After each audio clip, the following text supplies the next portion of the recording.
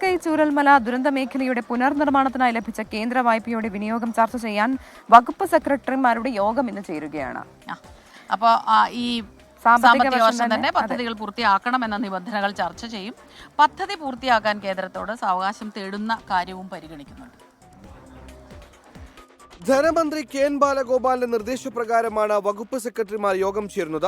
2 ദിവസത്തിനകം യോഗം വിളിക്കാനാണ് നിർദ്ദേശം. പുനർനിർമ്മാണ പദ്ധതികളുടെ നിർവഹണ വകുപ്പുകളുടെ സെക്രട്ടറിമാരാണ് യോഗം ചേരുക. ധനകാര്യ വകുപ്പിന്റെ ചുമതലയുള്ള additional chief secretary doctor A ജയതിലകന്റെ നേതൃത്വത്തിലുള്ള യോഗത്തിൽ പൊതുമരാമത്ത്, റവന്യൂ, ജലവിഭവം, പൊതുവിദ്യാഭ്യാസ വകുപ്പുകളുടെ സെക്രട്ടറിമാരാകും പങ്കെടുക്കുക.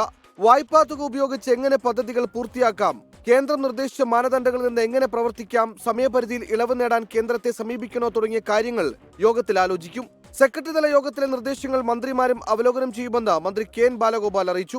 മന്ത്രിസഭാ യോഗവും വിഷയം ചർച്ച ചെയ്തേക്കും. പുനർനിർമ്മാണത്തിന് വേണ്ടി സംസ്ഥാനം സമർപ്പിച്ച 16 പദ്ധതികൾ അംഗീകരിച്ചാണ് കേന്ദ്ര ധനമന്ത്രാലയം 529 കോടി രൂപ പലിശരഹിത വായ്പ അനുവദിച്ചത്.